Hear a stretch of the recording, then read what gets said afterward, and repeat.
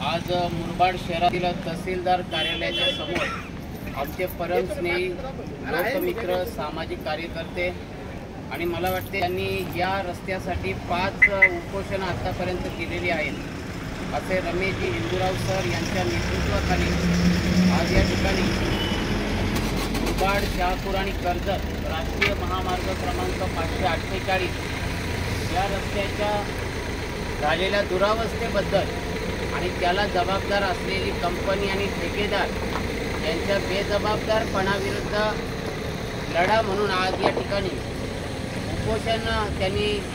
उपोषणाचं हत्यार उपासलेलं आहे।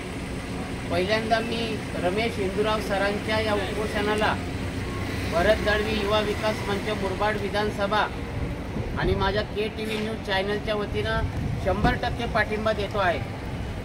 खरं तर 2018 पासून PSK इन्फ्रास्ट्रक्चर कंपनीनं या कामाला सुरुवात केली आणि जेव्हा कामाला सुरुवात केली तेव्हाच त्या रस्त्याच्या कामामध्ये गलथानपणा अनेकांच्या निदर्शनास आला आणि प्रामुख्याने तो सासणे गाव असेल, शिरवली गाव असेल, काकडपाडा असेल, मसा भाग या भागामध्ये राहणाऱ्या अनेक लोकांच्या निदर्शनास आला।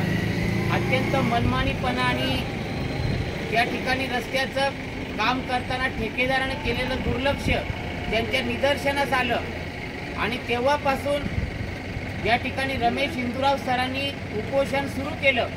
पहिलं उपोषण झालं, दुसरं झालं, तिसरं झालं, चौथं झालं आणि मला वाटतं आता हे 5वं उपोषण आहे आणि त्या संदर्भामध्ये संबंधित कंपनी आणि ठेकेदारांनी सुद्धा प्रशासनानं लेखी आश्वासन दिलं की सासणी मंदिराजवळ तातडीनं डांबरीकरण आम्ही करू, गटर आणि पुलांचं बांधकाम करू, मसा भागामध्ये असणारा कर्जतकडे बदलापूर भागाकडे जाणारा जो घाट आहे त्या घाटाचं काम तातडीने पूर्ण करू।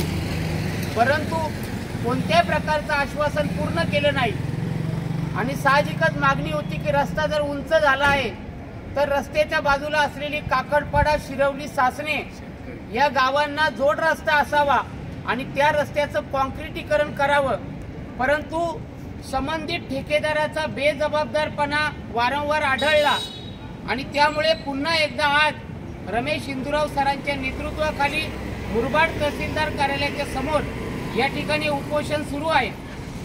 खरं तर अनेक मागण्या आहेत, परंतु त्यामध्ये एक महत्त्वाची मागणी आहे का काम अजून पूर्ण झालेलं नाही, काम अपूर्ण आहे आणि अपूर्ण काम जर असेल तर ते काम जेव्हा पूर्ण होईल तेव्हा त्या संबंधित कॉन्ट्रॅक्टरला, संबंधित ठेकेदाराला रस्त्याचं पूर्ण बिल द्यावं। प्रशासनानं ठेकेदाराला बिल देण्याचा प्रयत्न करू नये, नाहीतर जनता रस्त्यावर उतरल्याशिवाय राहणार नाही। ही खऱ्या अर्थाने आजच्या उपोषणामागची मागणी आहे। त्याचप्रमाणे जेव्हा जेव्हा मी या भागातून जातो तेव्हा मुरबाडवरून मशाला जाताना रस्ता कसा तयार केलाय, त्याचं बांधकाम कसं केलं आहे हे लहान मुलगा सुद्धा सांगू शकेल। राष्ट्रीय महामार्ग कसा असायला हवा, नॅशनल हायवेची क्वालिटी कशी असायला हवी हे सगळ्यांनाच माहित आहे, परंतु मुरबाड, कर्जत आणि शहापूरचा जो मशाकडे जाणारा जो नॅशनल हायवे आहे या रस्त्याची क्वालिटी अत्यंत शून्य दर्जाची आहे। म्हणजे 2 व्हीलरवाला असेल किंवा 4 व्हीलर गाडी चालवणारा असेल आणि तो या रस्त्यातून गेला तर रस्त्यातून जाताना मी घोड्यावरून चाललो की काय असं प्रत्येकाला वाटतंय, तशी त्याला जाणीव होते आणि मग वर खाली याप्रमाणे गाडीचा प्रवास त्या रस्त्यातून सुरू होतो। म्हणजे याचा अर्थ त्या नॅशनल हायवेवरून आता घोडे न्यायचे की काय असा प्रश्न आता जनतेसमोर पडल्याशिवाय राहणार नाही। या रस्त्यामध्ये केलेली बांधकामं काही ठिकाणी पूर्ण आहेत तर काही ठिकाणी अपूर्ण आहेत। ज्या ठिकाणी मोठ्या प्रमाणामध्ये अपघात होतात किंवा जे स्पॉट ऍक्सिडेंट स्पॉट म्हणून आहेत त्या ठिकाणी मात्र कोणत्याही प्रकारचं बांधकाम केलेलं नाही, दुर्लक्षपणा केलेला आहे, बेजबाबदारपणा दाखवलेला आहे आणि त्यामुळे या रस्त्याचं पूर्ण बांधकाम झालं पाहिजे। हा रस्ता अपूर्ण ठेवू नये अशी रमेश हिंदूराव सर आणि उपोषणकर्त्याची मागणी आहे। या नॅशनल हायवेवर आज 18 वर्ष पूर्ण झालेली, 21 वर्षे, 30 वर्षे, 25 वर्ष असे अनेक प्रकारचे तरुण ज्यांचा अपघात झालेला आहे। या रस्त्यावर जर खड्डे असतील, या रस्त्याच्या दोन्ही बाजूला जर मोठ्या प्रमाणामध्ये गवत माजलेलं असेल आणि ऍक्सिडेंट जर झाला तर त्याला जबाबदार कोण? त्याला जबाबदार आहे ठेकेदार। त्याला जबाबदार आहे संबंधित कंपनी आणि त्याला जबाबदार आहे संबंधित प्रशासन। आणि त्यामुळे या रस्त्यावर आतापर्यंत जे अपघात झालेले आहेत त्याची भरपाई सुद्धा तुम्हाला आम्ही द्यायला लावू, कारण अनेक निष्पाप तरुणांचा खड्ड्यामध्ये अपघात झालेला आहे। रस्त्याच्या दोनही बाजूला मोठ्या प्रमाणामध्ये गवत माजल्यामुळे अपघात झालेला आहे। आणि साहजिकच मगाशी सासणे गावचा प्रश्न माझ्यासमोर मांडला का पावसाळ्यामध्ये रस्ता उंच झाल्यामुळे गटार न बांधल्यामुळे कशा प्रकारे गावामध्ये पाणी शिरतं। 2023चा आता 24चा पावसाळा येणार आहे। 2023च्या मध्ये आम्ही पावसाचा सामना केला, गटाराचं बांधकाम न केल्यामुळे काय अवस्था झाली। आता 2024ला सुद्धा बांधकाम जर केलं नाही तर गावामध्ये पाणी शिरणार नाही। आणि त्यामुळे मोठ्या प्रमाणामध्ये भ्रष्टाचार वाढलेला आहे, करप्शन वाढलेलं आहे।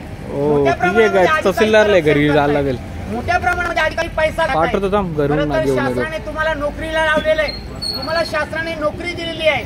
तुमचं काम आहे जबाबदारीने संबंधित काम पूर्ण केलं पाहिजे, परंतु सातत्याने अधिकाऱ्यांचा बेजबाबदारपणा आम्हाला त्या ठिकाणी आढळून येतो।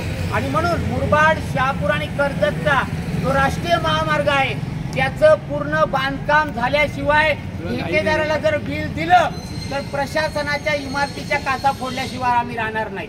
आणि तशा प्रकारची आमची भूमिका आहे। आणि म्हणून मी आज भरत दळवी युवा विकास मंच मुरबाड विधानसभा या माझ्या संस्थेच्या वतीनं रमेश इंदुराव सर, खरं तर तुम्हाला मानायला पाहिजे, तब्येत बरी नसताना सुद्धा 4 उपोषणं केलेली आहेत वाघानं। आणि हे 5वं उपोषण आता रमेश इंदुराव सरांचं सुरू आहे। हे एकट्यासाठी नाहीये तर हे लोकांसाठी आहे, हे जनतेसाठी आहे। आणि ते प्रशासनाने लक्षात घेतलं पाहिजे।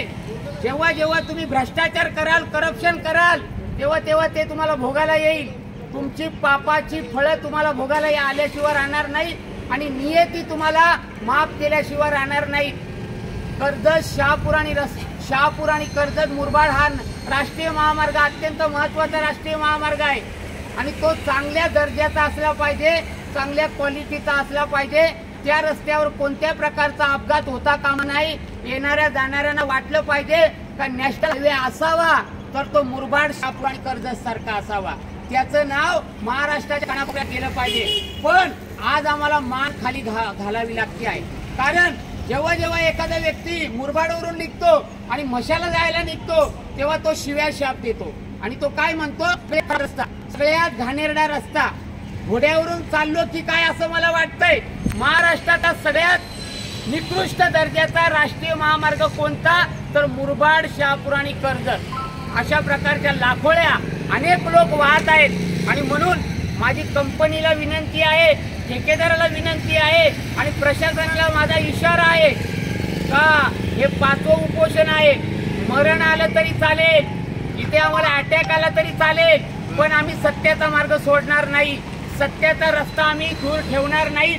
आम्ही सत्याच्या मार्गाने चालणार आहोत, कारण आमचं हे उपोषण आहे हे लोकांसाठी, आमचं हे उपोषण आहे हे जनतेसाठी आहे। आणि म्हणून या उपोषणाच्या माध्यमातून संबंधित प्रशासनाला विनंती आहे आणि माझा इशारा आहे का जेवढ्या मागण्या रमेश सर आणि त्यांच्या उपोषणकर्त्यांनी केलेल्या आहेत तेवढ्या सगळ्या मागण्या